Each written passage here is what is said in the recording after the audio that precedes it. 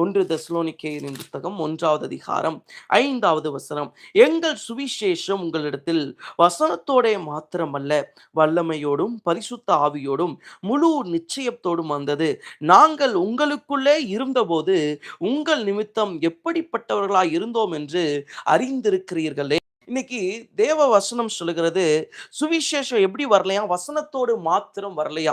பவுல் சொல்லுகிறார் தெசலோனிக்கே சபைக்கு எழுதும்போது, நான் உனக்கு சொன்ன சுவிசேஷம் எப்படி இல்லைன்னா வெறும் வசனமா மட்டும் இல்லை. இன்னைக்கு தேவஜனங்களே நிறைய பேர் எப்படி வாழ்ந்துட்டு இருக்கிறோம்னா, நிறைய சப்தத்தை மட்டும் வசனத்தை மட்டும் கேட்டு வாழ்ந்துட்டு இருக்கிறோம். ஆமா, நீங்க அப்படி வாழுவீங்கன்னா உங்க வாழ்க்கை, உங்க ஊழியம், உங்க தரிசனம் எப்படிதான் இருக்கும்னா ஒரே இடத்துல தான் நிக்க முடியும். ஆனா இன்னைக்கு ராத்திரி கர்த்தர் எதை பேச விரும்புகிறாருன்னு சொன்னா, நீ அடுத்த நிலைக்கு போகணும்னா நீ ஒரு 3 விதமான அபிஷேகத்தை சுதந்திரிக்க வேண்டும். இன்னைக்கு நிறைய பேருடைய லைஃப்ல ஒரு எல்லைக்குள்ளேயே நின்றோம்.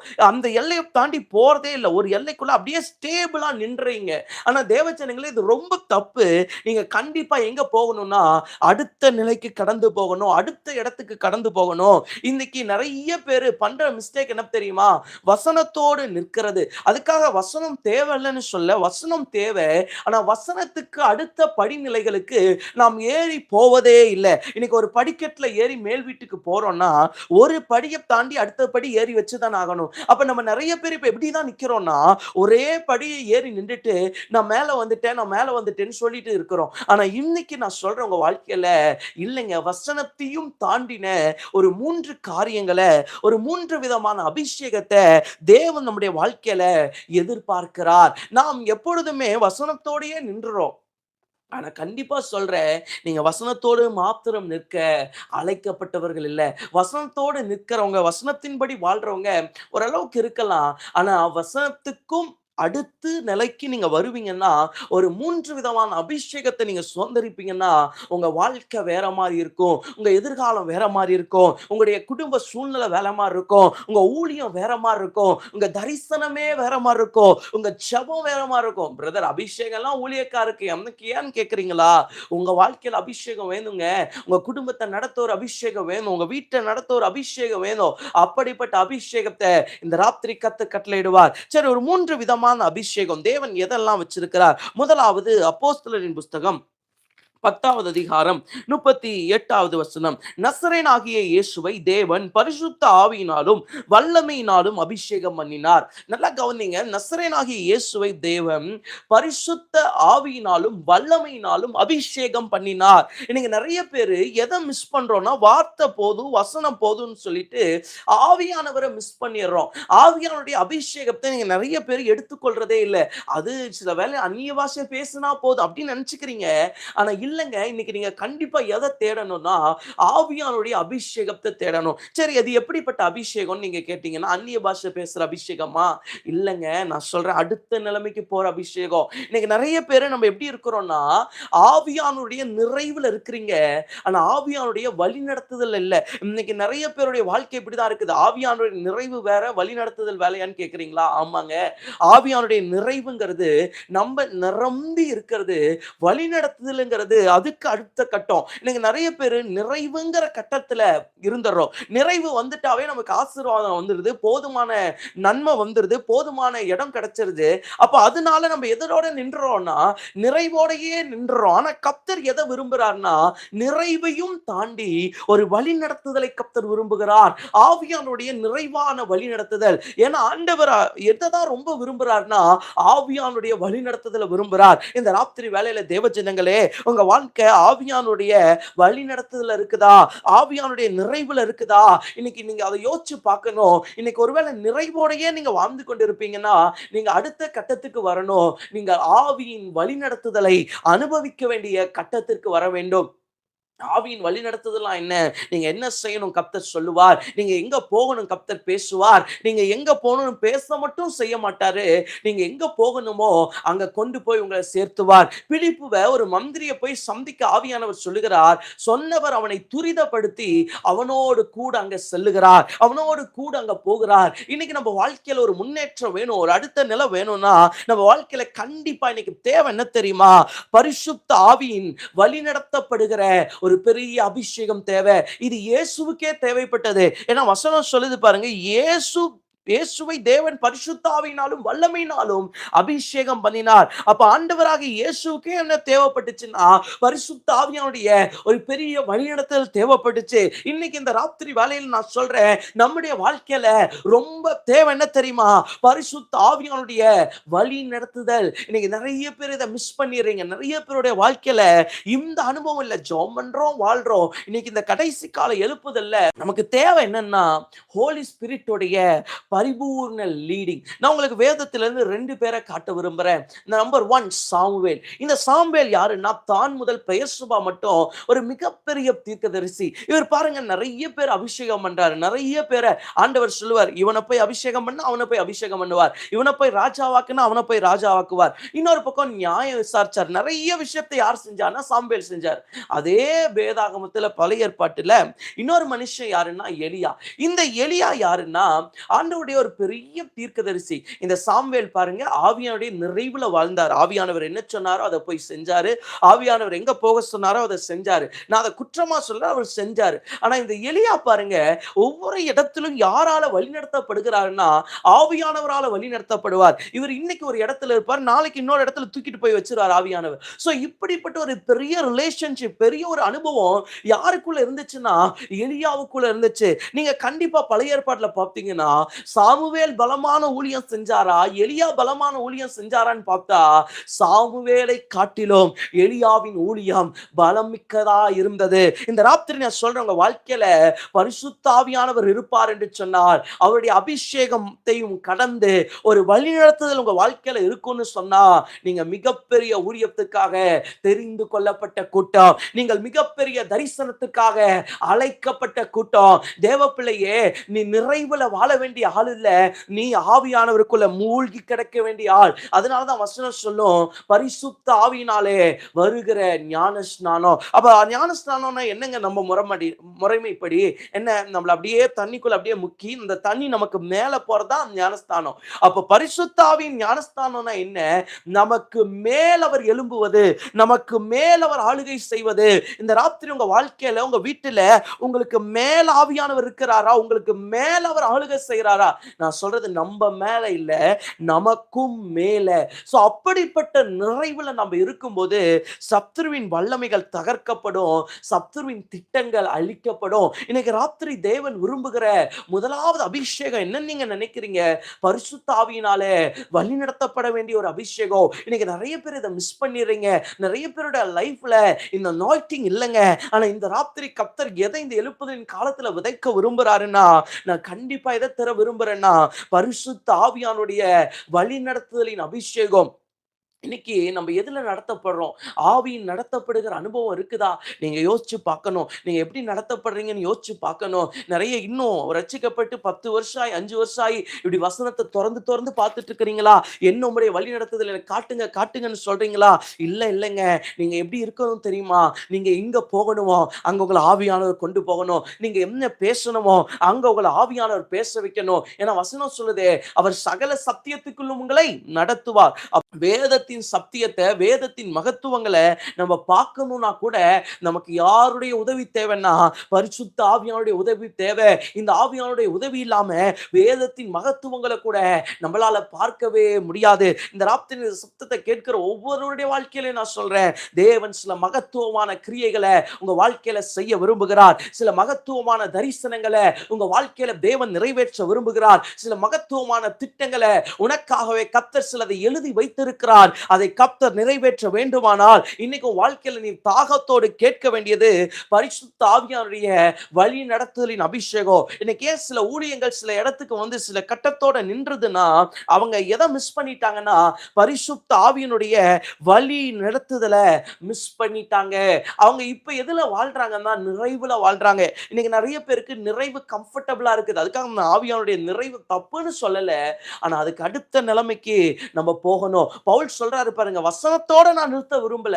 வசனத்துக்கு அப்புறம் நான் எதை கொண்டு வரேன்னா, பரிசுத்த ஆவியானவரை கொண்டு வர்றேன். இன்னைக்கு நம்ம நிறைய பேரு வசனத்துக்கு முக்கியத்துவம் கொடுக்கிறோம். அதே அளவுக்கு எதுக்கு முக்கியத்துவம் கொடுக்கணும்னா, பரிசுத்த ஆவிக்கு முக்கியத்துவம் கொடுக்கணும். பரிசுத்த ஆவியானவர் இருக்கும்போது தான் நிறைய வேளையில நாம் மகத்துவங்களை பார்க்க முடியும். இந்த ராத்திரி வேளையில தேவ ஜனங்களே, உங்க வாழ்க்கையில முதலாவது கர்த்தர் இந்த பரிசுத்த ஆவியினுடைய வழி நடத்துகிற அபிஷேகத்தினால உங்களை மூடுவாராக, உங்க வாழ்க்கையை மூடுவாராக, உங்கள் குடும்பத்தை மூடுவாராக. இன்னைக்கு நீங்க கண்டிப்பா ஜெயிக்கணும்னா, அடுத்த நிலைக்கு போகணும்னா, இந்த அபிஷேகம் உங்களுக்கு வேணும். இந்த அபிஷேகம் இல்லாம நீங்க போக முடியாது. முதலாவது அப்படியே ஒரு ஜெபம் பண்ணலாமா? இந்த அபிஷேகத்தை எங்க மேல போடுங்கன்னு. ஆண்டவரே உம்மை ஸ்தோத்தரிக்கிறோம். பரிசுத்த ஆவியின் வழி நடத்துகிற ஒரு பெரிய அபிஷேகம் அது எங்கள் மேல் வருவதாக. பரிசுத்த ஆவியினுடைய வழி நடத்துதல் எங்கள் மேல் வருவதாக. இயேசுவின் நாமத்துல ஏதோ வாழ்றோம், இருக்கிறோம் இல்ல ஆண்டவரே. அப்பா, இன்னைக்கு நாங்க கேட்கிறோம், பரிசுத்த ஆவியானுடைய ஒரு பெரிய வழி நடத்துதல், ஒரு பெரிய மகிமை. கேளுங்க கேளுங்க, இந்த ராத்திரி கர்த்தர் அபிஷேகத்தை போடுகிறார், கர்த்தர் இந்த வல்லமையை போடுகிறார். ஒவ்வொருவர் மேலும் ஆவியானவரே அந்த அபிஷேகத்தை போடுங்கப்பா. ஆண்டவரே, நாங்க ஏதோ ஊழியம் செஞ்சோம் வாழ்ந்தோம் அப்படி இல்ல ஆண்டவரே. உம்முடைய ஊழியத்தை திறம்பட செய்கிற அந்த பரிசுத்த ஆவியானுடைய அந்த பெரிய அபிஷேகம், அந்த பெரிய வழி நடத்துதல், அந்த பெரிய மகிமை இந்த ராத்திரி ஒவ்வொருவர் மேலும் உண்டாவதாக. லேபா லபா ஹம்தரா லேபா ரகதூரியாம்தரபா. நாங்க அடுத்த நிலைமைக்கு போகணும்னா அந்த வழி நடத்துதல் எங்களுக்கு தேவை. நாங்க அடுத்த நிலைமைக்கு போகணும்னா அந்த அபிஷேகங்களுக்கு தேவை. இந்த ஊழியம் பலமா இருக்கணும்னா அந்த வல்லமை எங்களுக்கு தேவை. இந்த கடைசி கால எழுப்புதலை நீ பரவ செய்யணும்னா அந்த அக்கினி உனக்கு தேவை. கர்த்தர் அந்த ஆவியானவரை போட்டுகிறார். இதோ நீ ஜெபம் பண்ற ஆவியானவரோட ஜெபம் பண்ணு, நீ சாப்பிடுற ஆவியானவரோட சாப்பிடு, நீ எங்க போற ஆவியானவரோடு போ. இயேசுவின் நாமத்தினால இந்த சூழ்நிலை மாறட்டும். வெறுமையாய் வாழ்ந்த பாத்திரங்கள் எல்லாம் நிரப்பப்படட்டும். காலியான அனுபவங்கள் முடியட்டும். காலியான வாழ்க்கையின் ஆண்டவரே அப்பா எல்லா ஆண்டவரே முயற்சிகளும் முடியட்டும். இந்த நாளோடு சில காலி பாத்திரங்கள் முடிவுக்கு வருவதாக. ஒரு புதிய அபிஷேகம் நிரப்புவதாக, புதிய வல்லமை நிரப்புவதாக. இப்பொழுதே நிரப்பட்டும் இயேசுவின் நாமத்தினால. ஒவ்வொருவரையும் நிரப்பின் அன்பிற்காய் ஸ்தோத்திரம். நீர் எங்களோடு தொடர்ந்து இடைப்படுங்க இயேசுவின் நாமத்தில் பிதாவே, ஆமென் ஆமென். கர்த்தர் அபிஷேகத்தை போட்டு விட்டார். இரண்டாவது, ஃபர்ஸ்ட் பரிசுத்தாவின் அபிஷேகம். இரண்டாவது என்னங்க தேவை? இயேசுவானவர் பரிசுத்தாவினாலும் வல்லமையினாலும் நிறைந்தவராய். நல்ல கவனிங்க, அவரை இரண்டாவது எதுல ஆண்டவர் அபிஷேகம் பண்ணி வச்சிருந்தார்னா வல்லமையில் அபிஷேகம் பண்ணி வைத்திருந்தார். நிறைய சமயம் நம்ம எதோட நின்றுக்கிறோம்னா பரிசுத்த ஆவியானவரோடு நின்றுக்கிறோம். ஆனா வசனம் சொல்லுது, இயேசுவானவர் பரிசுத்த ஆவியினாலும் வல்லமையினாலும் நிரப்பப்பட்டிருந்தார். அப்ப இயேசுக்கே என்ன தேவைப்பட்டுச்சுன்னா, இந்த பூமியில ஆண்டவராகிய இயேசுக்கே வல்லமை தேவைப்பட்டது. அவருடைய சரீரத்துல அவருடைய மேல என்ன இருந்துச்சுன்னா வல்லமை இருந்துச்சு. ஒரு சமயம் நம்ம இப்ப கூட பார்த்தோமே, 12 வருஷம் பெரும்பாடுள்ள ஸ்திரீ இயேசுடைய சரீரத்தை அப்படியே வந்து தொடுவாங்க. தொட்ட உடனே அவங்களுக்கு ஒரு பெரிய சுகம் வந்துடும். சுகம் வந்தோடனே இயேசு திரும்ப பார்த்துட்டு கேட்பார். என்ன கேட்பார் தெரியுமா? என்னில் இருந்து வல்லமை புறப்பட்டது. யார் என்ன தொட்டா? என்கிட்ட இருந்து ஒரு வல்லமை புறப்பட்டுச்சு. அப்ப இன்னொரு இடத்துல ஒருத்தங்க வந்து ஆண்டவர் என்ன சுகப்படுத்தும்னு கேட்கும்போது ஆண்டவர் கேட்பாரு, இதை செய்ய எனக்கு வல்லமை உண்டு என்று நீ விசுவாசிக்கிறாயா? இதை செய்ய எனக்கு வல்லமை உண்டு என்று நீ நம்புறியா அப்படின்னு மத்தேயு 9:28 கேட்பாரு. இதை செய்ய எனக்கு வல்லமை உண்டு நீ நம்புறியா? அப்ப இயேசு எதுல நிறைஞ்சவரா இருந்தார்னா வல்லமையில நிறைஞ்சவரா இருக்கிறார். இன்னைக்கு நம்ம வாழ்க்கையில இந்த ஊழியங்கள்ல ஏன் அடுத்த நிலைமையை பார்க்க முடியலன்னா நம்மளுக்குள்ள என்ன இல்லைன்னா வல்லமை இல்லை. இன்னைக்கு நிறைய பேர் பரிசுத்த ஆவியானவரை வைத்திருக்கிறோம், ஆனால் அதை தாண்டி வருகிற வல்லமையை நாம் அனுபவிக்காமல் இருக்கிறோம். எப்படி இந்த வல்லமை வரும்? நல்ல செபிக்கணும். இயேசு கரையேறின போது, ஞானஸ்தானம் பெற்றுட்டு கரையேறின போது பரிசுத்த ஆவியானவர் புறாவை போல இறங்குகிறார். அதுக்கப்புறம் இயேசு என்ன பண்றாருன்னு நினைக்கிறீங்க? 40 நாள் போய் உபவாசம் பண்றார். நிறைய சமயம் நம்ம உபவாசத்தை என்ன நினைச்சுக்கிறீங்க நீங்க? உபவாசங்கிறது பிசாசோடு போராடுறது, பிசாசு அழிக்கிறது இல்ல இல்ல. உபவாசங்கிறது என்ன தெரியுமா?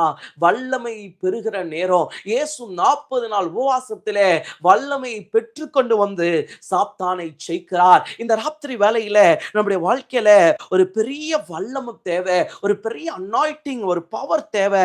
நம்ம இதோட வாழ முடியாது, இதோட இருக்க முடியாது. நம்ம அடுத்த கட்டத்துக்கு போகணுமா, அடுத்த ஊழியத்தை செய்யணுமா, இன்னைக்கு ஆண்டவர் அந்த வல்லமையின் அபிஷேகத்தினால் நம்மை நிரப்ப நிரப்ப வேண்டும். இன்னைக்கு நிறைய பேர் இந்த வல்லமை இல்லாம தாங்க நிறைய சமயம் தடுமாறுறோம். ஆனா இன்னைக்கு ராத்திரி கர்த்தர் சொல்லுகிறார், வல்லமை தேவை. ஏன் உங்க ஊழியத்துக்கு ஆள் வரமாட்டேங்கிறாங்க? ஏன் உங்களுக்கு அற்புதம் நடக்க மாட்டேங்குது? நீங்க பவர் இல்லாம இருக்கிறீங்களே! நான் சொல்றேனே, இந்த ஒரு கரண்ட் பிளக் பாயிண்ட் இருக்குன்னா, அதுக்குள்ள கரண்ட் வந்தா தான் அதுக்கு வேல்யூ. அப்போ ஒரு தேவ பிள்ளை இருக்கிறீங்கன்னா, உங்களுக்குள்ள அந்த பவர் இருந்தா தாங்க வேல்யூ. இன்னைக்கு நான் சொல்றேன் வல்லமை இருக்கும்னா, நீங்க செத்தவன எழுப்ப முடியும். நீங்க போய் மரிச்சவன எழுப்ப முடியும். நீங்க போய் பெரிய காரியத்த செய்ய முடியும். ஒரு வசனத்த கூட வாசிக்கிறேன். லூக்காவின் புஸ்தகம் 9வது அதிகாரம் 1வது 2வது வசனம் பாருங்க. லூக்கா 9 1 2. அவர் தம்முடைய 12 சீஷரையும் வரவழைத்து சகல பிசாசுகளையும் துரத்தவும் வியாதி உள்ளவர்களை குணமாக்கவும் அவர்களுக்கு வல்லமையும் அதிகாரமும் கொடுத்து தேவனுடைய ராஜ்யத்தை குறித்து பிரசங்கிக்கவும் பிணியாளிகளை சுஸ்தமாக்கவும் அவர்களை அனுப்பினார். 2வது கவனிங்க பாருங்க. இயேசு தம்முடைய சீஷர்களை கூப்பிட்டு என்ன கொடுக்கிறார்னா வல்லமை கொடுக்கிறார். அப்ப இயேசு ரொம்ப அறிஞ்சிருக்கிறார். என்ன அறிஞ்சிருக்கிறார்னா, என் ஜனத்திற்கு வல்லமை தேவை என்பதை இயேசு அறிந்திருக்கிறார். 12 சீஷர்களையும் இயேசு கூப்பிட்டு அவர்களை வல்லமையினால் அபிஷேகம் பண்ணுகிறார். தேவஜனமே, இன்னைக்கு வாழ்க்கையில வல்லமை இருக்குதா? எங்க போச்சுப்பா வல்லமை? ஆதி அப்போஸ்தலர் நாட்களில ஏன் அவ்வளவு தீவிரமா ஊழியம் வளர்ந்துச்சு? ஏன் அவ்வளவு பெருசா தரிசனம் இருந்துச்சுன்னா, அவர்கள் வல்லமையினாலே நிரப்பப்பட்டிருந்தார்கள். பேதுரு 9ஆம் மணி வேளையில ஜெபாலயத்துக்கு போகும்போது அங்க வாசல் ஒருத்தன் பிச்சை கேட்டுட்டு இருக்கிறான். அவனை பார்த்தோன்னு பேதுருவுக்கு அவனை தூக்கி விடலாங்கிறதுக்கு காரணம் என்ன தெரியுமா? அவனுக்குள்ள ஒரு பெரிய வல்லமை இருந்துச்சு. அது சுகமாக்குகிற வல்லமை, அது அற்புதம் செய்கிற வல்லமை, அது அதிசயம் செய்கிற வல்லமை. இந்த ராத்திரி அப்படிப்பட்ட வல்லமைய நிறைய தேவ பிள்ளைங்க மிஸ் பண்றீங்க. ஆனா கண்டிப்பா இன்னைக்கு காலம் வந்துருச்சு.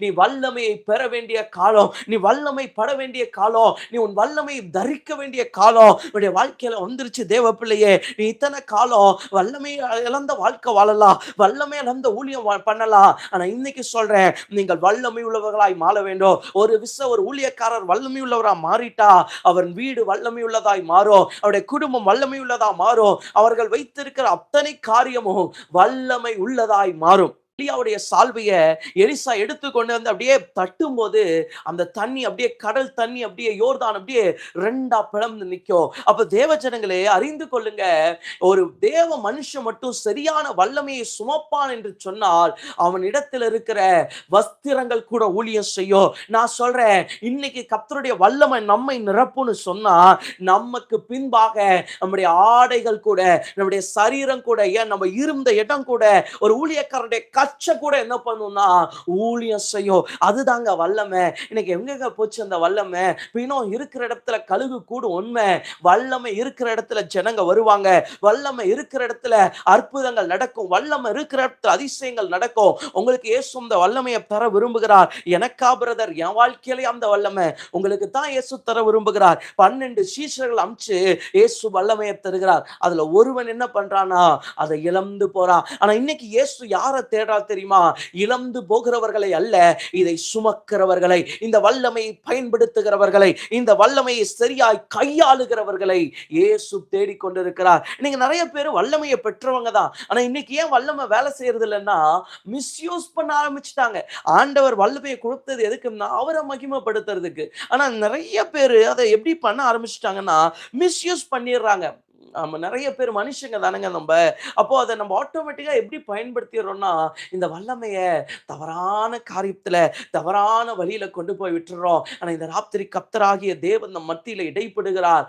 இல்ல மகனே, இல்ல மகளே, உன் வாழ்க்கையில நான் ஒரு வல்லமையை வச்சிருக்கிறேன், உன் வாழ்க்கையில நான் ஒரு அபிஷேகத்தை வச்சிருக்கிறேன். அது எப்படிப்பட்ட வல்லமைன்னா உன்னை பயன்படுத்துகிற வல்லமை, உன்னை பலமாய் மாற்றுகிற வல்லமை. இன்னைக்கு அந்த வல்லமையை நான் உன் மேல தர விரும்புறேன். நீ விரும்புறியா? இயேசுவானவருக்கே அந்த வல்லமை தேவைப்படுமானால் தேவஜனங்களே, உங்களுக்கு அந்த வல்லமை தேவையில்லையா? உங்க வாழ்க்கையில அந்த வல்லமை தேவையில்லையா? இன்னைக்கு நீங்க பிசாசை ஜெயிக்க முடியலல்ல, பிசாசுகிட்ட தோற்று போறீங்கல்ல, சண்டை வந்தா உடைஞ்சு போறீங்க, பிரச்சனை வந்தா உடைஞ்சு போறீங்க. காரணம் என்ன? உங்ககிட்ட அந்த வல்லமை இன்னும் இல்ல. ஸோ 2வது நம்ம ஜெபம் பண்ண போறோம். அந்த வல்லமையினால் எங்களை நிரப்புங்க ஆண்டவரே. எனக்கு நிறைய எடுத்துக்காட்டெல்லாம் சொல்லி எக்ஸாம்பிள் சொல்லி பேசுறதுக்கு நேரம் இல்ல. ஸோ நம்ம ஜெபம் பண்ண போறோம். ஆண்டவரே என்ன அந்த வல்லமையினால் நிரப்புங்க. நான் உங்களுக்கு சொல்றேன் பாருங்களேன், ஒரு வல்லமை இருக்குன்னா நீங்க செத்தவனை எழுப்ப முடியும், பிசாசை துரத்த முடியும். எஸ், அப்படிப்பட்ட ஒரு வல்லமையின் அபிஷேகத்தை கர்த்தர் இந்த ராத்திரி போடுவாராக. அப்படியே ஜெபம் பண்ணலாம். தகப்பனே உம்மை ஸ்தோத்திரிக்கிறோம். ஒரு பெரிய ஆண்டவரே வல்லமையின் அபிஷேகம். 2வது கர்த்தர் சொன்னீர் வல்லமையின் அபிஷேகம். இந்த ராத்திரி அந்த வல்லமையின் அபிஷேகம் இறங்கட்டும். இந்த சத்தத்தை கேட்கிற ஒவ்வொருவர் மேலும் அந்த வல்லமையின் அபிஷேகம், வல்லமையின் அபிஷேகம். லேபா ரகா தூரியாம் தரபா, வல்லமையின் அபிஷேகத்தினால் ஒவ்வொருவரையும் மூடுவீராக. இந்த சத்தத்தை கேட்கிற ஒவ்வொருவரும் அந்த வல்லமையின் அபிஷேகத்துல நிரம்புவார்களாக. எஸ், இவர்கள் நடக்கும்போது ஓ பேய் ஓடட்டும், இவர்கள் நடக்கும்போது பிசாசு அலைக்கழித்து ஓடணும். எங்க வீட்டுக்குள்ள இவங்க வல்லமையா இருக்கும்போது சத்துரு நிற்க கூடாது, சண்டைகள் நடக்க கூடாது, பிரச்சனைகள் வரக்கூடாது. ஓ லபஹம் தரபோ ஷக தீரியம் தரபா லேபா லபா லதுடி ஹம் தரபா. இயேசுவே இந்த வல்லமை தாங்க. இயேசுவானவர் எந்த வல்லமையினால் அபிஷேகம் பண்ணப்பட்டிருந்தாரோ அதே வல்லமை இந்த ராத்திரி இந்த சத்தத்தை கேட்கிற ஒவ்வொருவர் மேலும் அது இறங்குவதாக. ரேபா லபோ ஷம்தரபா லேபா கபா லபோ ஷம்தரா. இயேசுவானவர் எந்த வல்லமையில ஓ நிரப்பப்பட்டு இருந்தாரோ அதே வல்லம் உன் மேல் வருகிறது, உன் மேல் வருகிறது, உன் சரீரத்தின் மேல் வருகிறது. உன்னை கொண்டு கர்த்தர் அற்புதங்களை செய்ய போகிறார். உன்னை கொண்டு இயேசு அதிசயங்களை செய்ய போகிறார். இயேசப்பா என்ன கொண்டா இயேசு உன்னை கொண்டு தான் செய்ய போகிறார். ரேபா லபோ ஷம்தரவா. ஒவ்வொருவர் மேலும் அந்த வல்லமை இயேசு கிறிஸ்துவின் நாமத்தினாலே அந்த வல்லமை இறங்கட்டும். ஒவ்வொரு சரீரத்தின் மேலும் இறங்கட்டும், ஒவ்வொரு ஆவியின் மேலும் இறங்கட்டும், ஒவ்வொரு ஆத்துமாவின் மேலும் இறங்கட்டும். வல்லமையற்ற ஊழியக்காரர்களாய் அல்ல ஆண்டவரே. நாங்கள் போகும்போதே பிசாசு ஓடணும். நாங்கள் போகும்போதே ஜெபம் பண்ணும்போதே இம்மீடியட் மிராக்கிள், உடனடியான அற்புதங்கள் நடக்கட்டும், உடனடியான அதிசயங்கள் நடக்கட்டும். எங்கள் கைகளை உம்முடைய வல்லமையினால நிரப்புங்க, எங்கள் சரீரத்தை உம்முடைய வல்லமையினால் நிரப்புங்க, எங்க ஆவி ஆத்துமாவை உம்முடைய வல்லமையினால நிரப்புங்க. இந்த ராத்திரி கர்த்தராகிய தேவனுடைய வல்லமை நிரப்பட்டும். விசேஷமா இந்த சத்தத்தை கேட்கிற ஆண்டவரே நம்முடைய ஊழியர்களை நிரப்புங்க. இந்த ஊழியத்தில் இருக்கிற ஊழியர்களை நிரப்புங்க. வெளி நாடுகள்ல இருந்து கேட்கிற பிள்ளைகளை நிரப்புங்க. அந்த வல்லமை ஒரு பக்க வல்லபோ ஷம்தரா. நீ அடுத்த நிலைமைக்கு போகணும். இது வல்லவன் இல்ல, இதுக்கு அடுத்த நிலைமைக்கு நீ போகணும்னா அந்த வல்லமையின் அபிஷேகம் இறங்குது. பெற்றுக்கொள். ஒரு மந்த ரக லபோ ஷம்தரா. எஸ் அந்த வல்லமையின் அபிஷேகம். எஸ்ப்பா இது 10வது ஆண்டவரே, இந்த பூமியை அசைக்கிற ஒரு பெரிய வல்லமையின் அபிஷேகம் இறங்குவதாக. ஒல்ல பக துர்யம் தரபா ஒரு பண்ட கதுர்யம் தரபா ஒரு பர்ஷக துர்யம் தரபலபா. ஒவ்வொருவரையும் அந்த வல்லமை ஒரு அந்தரக லபோ ஷம்தரபா ஒரு அபக இது பரிசுத்த ஆவியானவர் தருகிற வல்லமை. பெற்றுக்கொள். இந்த 22வது உபவாச நாளில் நாங்கள் கேட்பதெல்லாம் ஒன்னே உம்முடைய வல்லமையின் அபிஷேகம் ஒவ்வொருவர் மேலும் இறங்கட்டும் சுவாமி. இந்த அபிஷேகத்தை சரியாய் கையாளுகிற கிருபையை கொடுங்கப்பா. நீங்க அப்படியே கொடுத்ததற்காய் ஸ்தோத்திரம். அப்படியே பெரிய தயவிற்காய் ஸ்தோத்திரம். எங்களோடு தொடர்ந்து இடைப்படுங்க. இயேசுவின் நாமத்தில் பிதாவே, ஆமென். ஸோ நம்ம வாழ்க்கையில் என்ன ரொம்ப முக்கியம்னா ஒரு வல்லமையின் அபிஷேகம் ரொம்ப முக்கியம். இன்னைக்கு தேவச்சடங்க நிறைய பேர் அதை மிஸ் பண்ணிடுறீங்க. ஆனால் இல்லைங்க, வல்லமை முக்கியம். ஆவியானவரோடு இருக்கிறது மட்டும் இல்லை, அடுத்தவங்க வாழ்க்கையில் என்ன வேணும்னா வல்லமை வேணும். இதெல்லாம் கிறிஸ்தவத்தினுடைய இயேசு கிறிஸ்துவோடு வாழுகிறது போது இருக்கிற படிநிலைகள். ஃபர்ஸ்ட் நீங்க வார்த்தையை நம்பணும், 2வது ஆவியானவரை ஏற்கணும், 3வது நீங்க பரிசுத்த ஆவியின் வல்லமையினால நிரப்பப்படணும், 4வது இன்னொரு முக்கியமான விஷயம் பாருங்களேன். அதே 1 தெசலோனிக்கேயர் 1:5 பாருங்க. அந்த வசனத்தை நான் திரும்ப வாசிக்கிறேன். எங்கள் சுவிசேஷம் உங்களிடத்தில் வசனத்தோடு மாத்திரமல்ல வல்லமையோடும் பரிசுத்த ஆவியோடும் முழு நிச்சயத்தோடும் வந்தது.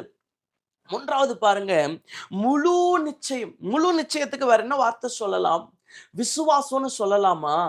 நிறைய பேருடைய வாழ்க்கையில என்ன இல்லைன்னா விசுவாசம் இல்லை. ஆவியானவர் இருக்கிறார், நல்ல கிருபைகள் இருக்கிறது, நல்ல வல்லம் இருக்குது, எல்லாம் இருக்குது. ஆனா அவங்க வாழ்க்கையில என்ன இல்லைன்னா விசுவாசம் இல்லை. பிரச்சனையே அங்கதான் ஆரம்பிக்குது. நிறைய பேருடைய லைஃப்ல நம்ம விசுவாசத்தை மிஸ் பண்ணிடுறோம். தேவச்சரங்களே, விசுவாசம் நம்ம வாழ்க்கையில இல்லாம போயிருது.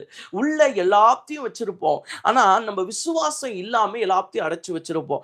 இந்த பாட்டில்ல பாருங்க, இவ்வளோ தண்ணி இருக்குது, ஆனா இந்த பாட்டிலுடைய மூடி அப்படியே அடைச்சு வச்சிருக்கு. அப்ப இந்த மூடியை திறந்தா தான் என்ன பண்ணும்?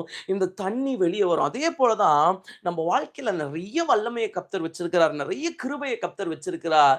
அப்போ இந்த கிருபையோ, இந்த வல்லமையோ வெளியே வர வேண்டும் என்று சொன்னால், நாம் என்ன செய்யணும்னா, விசுவாசத்தை பயன்படுத்த வேண்டும். பாருங்க பவுல் சொல்கிறார், விசுவாசம். ஏன் பேதுரு போய் தேவாலயத்துக்கு முன்னாடி இருக்கிற ஒரு பிச்சைக்காரனை கையை நீட்டி தூக்கி விடும்போது பேதுருக்கு சந்தேகம் வந்திருக்கணுமா வேண்டாமா? எப்படிடா நம்ம தூக்கினா எழுந்திருப்பானா? நம்ம தூக்கினா இவனுக்கு கால் சரியாகுமா? யோசிச்சிருக்கணுமா வேண்டாமா? ஆனா பேதுரு யோசிச்சத வசனம் சொல்லல. காரணம் என்னன்னா, பேதுருக்குள்ள வந்த விசுவாச அபிஷேகம். இன்னைக்கு நான் உங்களுக்கு சொல்றேன், விசுவாசம் ரொம்ப முக்கியம். நான் ஆரம்பத்திலேயே சொன்னேன், விசுவாசம் ரொம்ப ரொம்ப முக்கியம். இன்னைக்கு இந்த 3 அபிஷேகத்துல நீங்க நிரம்பி இருக்கணும். நீங்க நிரம்பி மட்டும் இல்ல, இதுல மூழ்கி இருக்கணும். இன்னைக்கு நெறைய பேர் ஆவியானுடைய, நான் ஆரம்பத்திலேயே சொன்னேனே, நிறைவுல இருக்கிறீங்க, வழி நடத்துதல் இல்ல. நிறைவுன்னா எல்லாமே ஃபுல்லா இருக்குது, உண்மதான். நீங்க பைப்பு தண்ணிய அடைச்சு வைக்கலாம். ஆனா சுனாமி அடைக்க முடியுமா? அதே போல தான் சொல்றேன், உங்க வாழ்க்கையில பரிசுத்த ஆவியானவர் சுனாமியா இருப்பார்ன்னா, உங்க வாழ்க்கைய சத்துரு அடைச்சு வைக்க முடியாது. சத்துரு நிறுத்தி வைக்க முடியாது. பைப்பு தண்ணிய தான் நிறுத்த முடியும். நான் சொல்றேன், நீங்க அப்படிப்பட்ட அபிஷேகம் உள்ளவர்களா இருக்கணும். 2வது நான் சொன்னேனே, வல்லமையின் அபிஷேகத்துல நிரம்பி இருக்கணும். 3வது விசுவாச அபிஷேகத்துல நீங்க நிரம்பி இருக்கணும். இயேசு விசுவாசத்தை ரொம்ப எதிர்பார்க்கிறார். ஏன்னா வசனம் சொல்லுது, அவர் விசுவாசத்தினால நீதிமான் பிழைப்பான்னு சொல்றார். அப்ப எல்லா இடத்துலயுமே ஆண்டவர் எதைத்தான் அக்னாலேஜ் பண்றாருன்னா, விசுவாசம். இந்த விசுவாசம் பாருங்க, ஆண்டவருடைய வரங்கள்ல வரும். 1 கொரிந்தியரின் புஸ்தகம் 12:9 வாசிச்சீங்கன்னா, விசுவாசம் எதுக்குள்ள இருக்கும்னா வரத்துல இருக்கும். அதே விசுவாசம் இங்க வந்து பாத்தீங்கன்னா, ஆவியின் கனிகள்ல விசுவாசம் இருக்கும். அப்ப 2லயும் விசுவாசம் இருக்குன்னா, அது எவ்வளவு பெரிய இம்பார்ட்டன்ட் பாருங்க. ஆவியின் கனியிலயும் விசுவாசம் இருக்குது, ஆவியின் வரங்கள்லயும் விசுவாசம் இருக்குது. அப்போ நம்முடைய வாழ்க்கையில நம்ம அடுத்த கட்டத்துக்கு, அடுத்த நிலைமைக்கு போகணும்னா, நமக்கு ரொம்ப அவசியமானது என்னன்னா விசுவாசம். நீங்க நிறைய பேர் அதை மிஸ் பண்ணிடுறீங்க தேவ ஜனங்களே. உங்க வாழ்க்கையில கர்த்தருக்கு அடுத்த விசுவாசம் இல்ல. நீங்க நிறைய பேர், நீங்க அபிஷேகிக்கப்பட்டவங்க, வல்லமை உள்ளவங்க, ஆனா கால் எடுத்து வைக்கிறதுக்கு உங்களுக்கு என்ன இல்ல? விசுவாசம் இல்ல.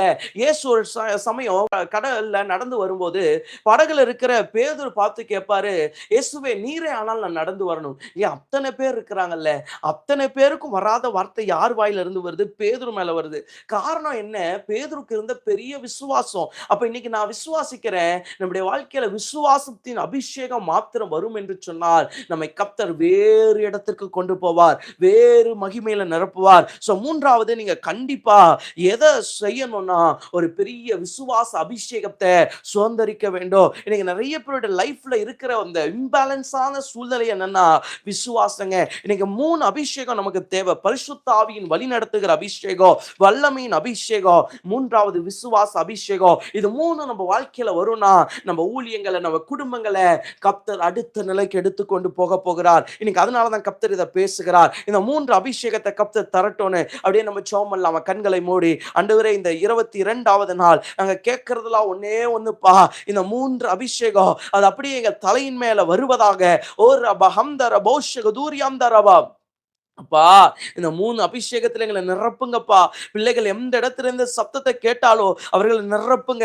காலியான பாத்திரமா இல்ல ஆண்டவரே, ஒரு பெரிய தரிசனத்தை நிறைவேற்றவங்களா, பெரிய ஊழியத்தை ஆண்டவரே சுதந்திரிக்கிறவங்களா, பெரிய கர்த்தருடைய சித்தத்தை நிறைவேற்றுகிறவர்களா, இந்த 3 விதமான அபிஷேகத்தை இவர்கள் சுதந்திரிப்பார்களாக ராஜா. இவருடைய வாழ்க்கையில இந்த அபிஷேகம் நிற்பதாக, இந்த வல்லமை நிற்பதாக, இந்த வரங்கள் நிற்பதாக. ஓலா பாக்கா லபோ ஷம்தரபா. இந்த ராத்திரி அப்படிப்பட்ட அபிஷேகத்தை எங்கள் தலைகளின் மேல போடுங்கப்பா. சத்துரு அவித்து போடாதபடிக்கு நிலை நிற்கிற அபிஷேகம், எழும்புகிற அபிஷேகம், மேலே வருகிற அபிஷேகம், அடுத்த நிலைமைக்கு போகிற அபிஷேகம், அது இந்த ராத்திரி ஒவ்வொருவர் மேலும் இறங்கட்டும். எந்தெந்த ஊர்ல இருந்து இந்த சத்தத்தை கேட்டாலோ இதோ அபிஷேகம் சகல நுகங்களையும் முறிக்குமே. இந்த ராத்திரி நுகங்களை முறிக்கிற அபிஷேகம் இறங்கட்டும் ராஜா.